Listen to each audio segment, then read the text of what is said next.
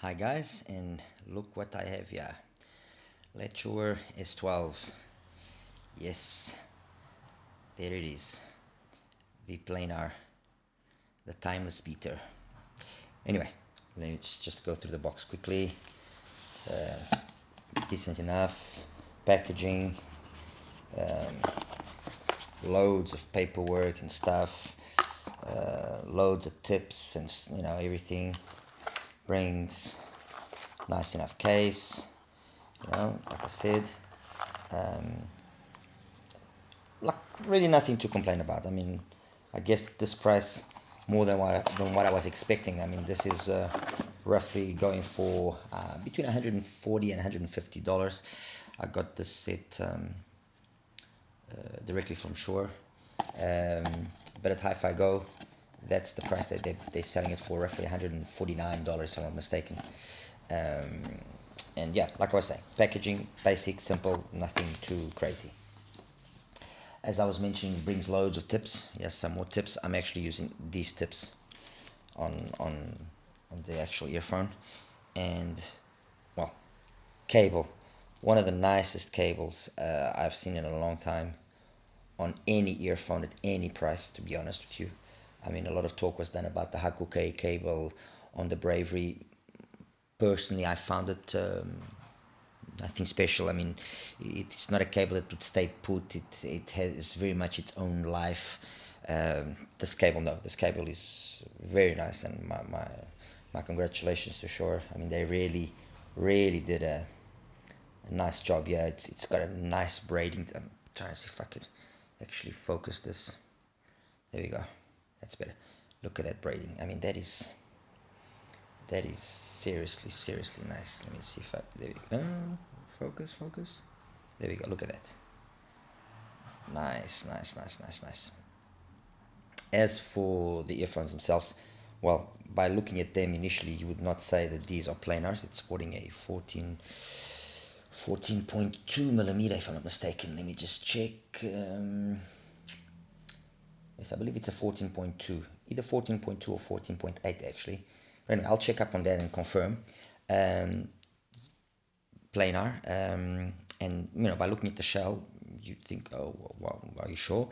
Especially because when you look at the timeless, that not exactly the most ergonomic thing in the world. And 2-pin connector as opposed to a MMCX connector. And fit is fine. I mean, I had to play around with it a little bit with the tips to really get the proper tip, because the nozzle is not very long. As you can see, the nozzle is actually quite short. So it did require me to play around with the tips until I found actually the right one that would hold the actual IEM in place. It is not a heavy IEM per se, no. I mean, it's got some weight, but it's not heavy. And once it sits there, then yes, then it's perfect. It stays. It doesn't move or anything. It's got a metal nozzle, as you can see, nozzle filter. Sorry. So it's metal nozzle filter, sturdy, very nice. I mean, honestly, nothing to say. Because the fit in my particular case wasn't exactly the best, noise isolation as well was slightly affected, okay? But otherwise, really, I mean, the simple fact that it's got this more normal shape, I think it will appeal to most people. I personally didn't have an issue with the timeless, although when I initially looked at it, I said to myself, oh, how the hell am I going to put this thing in my ear? The reality is, and I'll just show you, the nozzle is slightly longer, and having a slightly longer nozzle did, or in my case at least, actually helped me with the fit. And like I said, I had a very good fit, or I have very good fit with the timeless, no issues. Some of you might be questioning why I got two timeless. Well, I've got two timeless because I've got the second generation one, which is this one. If you look, it's got a whitish filter, okay, and I've got a first generation, okay. You can see it's got like a blackish filter. Let me just zoom this in so you guys can actually see better what I'm talking about. So, black filter, okay, and white filter. All right. Is there differences in the sound? Yes, there are differences in the sound. And I'll show you the graph in a second so you guys can actually see what I'm talking about. The first generation, I'm actually getting the graph here so I can just show it to you. Okay, so the first generation I found has a tad a little bit more extension past 10K, and yes, definitely it was very you can pick up on it very easily, and you notice it very easily. Is it better than the second generation? Well, I guess this is it's kind of down to you, what your personal preferences are and what you like. um, I I like both generations. Let's put it that way. Um, Both have more than enough treble energy to satisfy. So I can't really say, oh, one is better than the other. I'll show you the graph already. I've got it here with me. Let me just show you. Get something here to point it. Okay, so first generation is the blue line. As you can see, that blue line there, which basically up to about, let's say 2K, they're all the same. And then the differences start happening. And the blue line, as you can see, it maintains itself relatively flat, then has a dip, and then has that energy there past 10K. The second gen is the orange line, orange or reddish line, again, maintains itself more or less until 2K, the same, slightly less energy than the blue line, so the first generation, and then it drops off after a peak at about 8K. All right, done. The S12, the green line, again, more or less the same until about 2K. It then kind of follows the second gen until about 6. And then while the second gen timeless has a little bit of a dip there, as you can notice, okay, it's got a little bit of a dip there. The other one maintains itself nice and flat, has the same peak, and then follows, and then, rolls off. So I would say that in terms of overall signature, graph-wise at least, they are, the S12, the Shure S12 is more similar, more equal to the second gen timeless, and it kind of reflects itself as well in the sound. Okay, and I'll get to the sound now. Well, the timeless. What made the timeless so great, or what was the reason why the timeless was so hyped? Well, because what the other planars available, the Odyssey and so on and so forth, were just ridiculously priced to start with, and then the fact that they required a DSP to actually work properly, it just made them, well, not practical to a certain extent. So without that DSP, it just didn't work. No, you want something, and I'm at least a believer that you want something that works right out of the box perfectly, that you don't have to still, move the world to make it to work properly. And not only did the timeless come in at the price, which was, it's been as low as $189. It's now around about $212, $219. Not only did it come in at a price which was very nice, very attractive, but it came in as well offering a harmonish kind of a signature. It had nice clean bass, smooth mids, reasonably smooth mids, let's put it that way. So they were easy to listen, and then that planar grandiose feeling of space and soundstage and so on. So okay, fine, fair enough. Some people did not really agree that in terms of technicalities it was the best. I personally think that technicalities are very good. I think the soundstage is amazing. Maybe the imaging, yes, could be better, but soundstage is amazing. I think the tonality as well it's got that planar feel to it, but I don't think the tonality is in any way so off that it becomes aggressive, or not aggressive, sorry, that it's offending, in my opinion. Detailed retrieval, amazing. Very good. So yeah, that's basically it. It's a very nice sounding, very easy listening. It will suit most musical genres. You can play EDM, rock. It will play everything basically very well, and it's not demanding. It's relatively easy to power. Period. As is always the case, some people won't like it, or some people will think, I like to look at things in the context of what they are, and for the price and what is being offered and what is being done by 7Hertz, I think the Timeless is an amazing IM. It's one of my favorite IMs. I think it's perfect. Where does the S12 sit in all of this? As I showed you in the graph, they graph very similar to the second gen, this one here.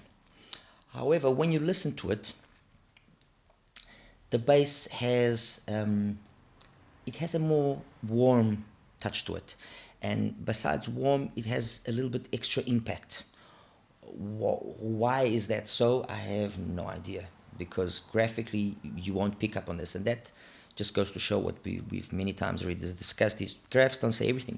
Graphs are not the be-all end-all. You can have two IEMs which graph absolutely the same, and when you actually listen to them, you say, oh wow, well, but they're so different. I mean, I just recently reviewed the Duno Titan S, and it graphs relatively similar to a T3 Plus, and to the Tin Hi-Fi, the T3 Plus, and to the Moondrop Aria, and you listen to all three of them, and they all have very, very different ways of reproducing the music. And the same thing goes here for the S12. Although it graphs very similar to the second gen Timeless, and I'm going to be focusing mainly on the second gen, because first gen you won't get it probably, or it will be very difficult to find a new one. Its bass is more it's just more appealing. Okay, the mids basically the same, perhaps with one or two songs, and I mean, like I said, I've only listened to it for a few hours, and these are basically, well, I would say this will may perhaps be more of a first impression, and I can afterwards do a second part to this video if really my opinion does change radically. But because that bass has got just that little bit extra warmth and that little extra lushness, it might make the male voices sound a little bit nicer, with some male voices.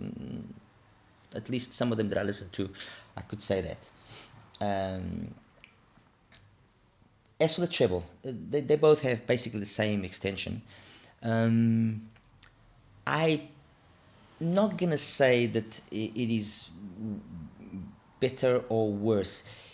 There's just something that is slightly different, and sometimes it's slightly different for the good, and sometimes it's slightly different for the bad. And with regards to the treble, it's perhaps the area where I will get back to this, because that's where I actually did see a little bit of a difference. There were certain songs, for example. Let me just get here. Sorry.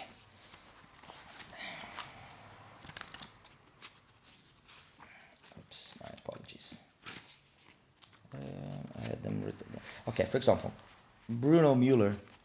The guitar sounds cleaner on here on the S12. But having said that, in for example the song Soul Persona, the song Unconditional from Soul Persona, the highs are nicer with the Timeless. Look, at the end of the day, these are not day and night differences. These are not huge differences, because the truth, and to cut the long story very, very short, they are very, very similar. Okay, the area, yes, that you will straight away, and I'm sure a lot of you, if you have the chance to listen to both of you, the area where very much you will pick up on the difference is on the bass. The bass, you will definitely see that this bass has got a little bit more warmness to it than to that one. On the rest, it's very similar, and on the highs, depending on what you listen to, you will see or you will pick up on those differences. With regards to technicalities, personally, I didn't find that it was superior to the Timeless again. Detailed retrieval was about the same, imaging about the same, soundstage, I'm gonna give it to the Timeless. But once again, let me repeat, these are very, very minor differences, not huge day and night differences, okay? For example, I'm just now recalling one other song that I was listening to. For example, Deeper from Pete Belasco. It's got a nice bass line to it. The Timeless reproduces that bass line perfectly. But it's compared to the S12, it sounds cold. The bass just sounds lifeless. And the S12 just reproduces that bass line with a little bit extra life to it. It just, so look, it's really simple. I think that the biggest, calling card for the S12 is really its price. And at the difference that can be up to about $80 to the Timeless, I really think that if you want to try a planar and you want a really, really good sounding planar, the S12 is a safe bet. Definitely. It is not superior, neither is it inferior to the Timeless. It's just a totally different take in terms of ergonomics and how it looks and so on and so forth. It brings some things in terms of its accessories are better. The cable is better. The case is inferior to the case of the Timeless. It's kind of you choose there. And overall, in terms of the sound, it's like I was saying, they both are very clean and will be very much dependent on what you ultimately like to listen to. The differences are, like I mentioned, on the bass, that is a little bit more warm on the S12, and the treble, for me and for my musical taste, I find the treble on the Timeless to be cleaner. Just one last thing before I go is, compared to the original Timeless, or to the first generation Timeless, there I will say that the Timeless is superior. It is. The way that and I'll actually let me just get the graph here again. So, oops. Okay, focus. Okay. So we're looking at the blue line now, and the way that smoothness between two and well, smoothness is but you understand what I'm saying. But the way that it just maintains those mids more neutral or more smooth between 2 and 8K, and then at 8K there is that dip which will help with Soundstage, and then that extra energy then above, I don't know, 12, 13, 14K, it just makes the first generation Timeless a superior IEM. It is, period. I'm not gonna sit here and try and find excuses or whatever. It is a better IEM. But like I said, forget about the first gen Timeless. That will be whoever has it. The second gen Timeless is what we're talking about here. And with regards, or compared to the S12, they are both excellent, very similar, but the price of the S12 just makes it a no-brainer, really. I mean, for $80 less, why not? I mean, seriously.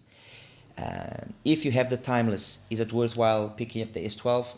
I don't think so. Honestly, I don't think it makes sense. If you don't have a planar and you want a planar, S12, definitely. S12 is definitely the choice. All right. Anyway, guys, thank you. Take care. Bye-bye.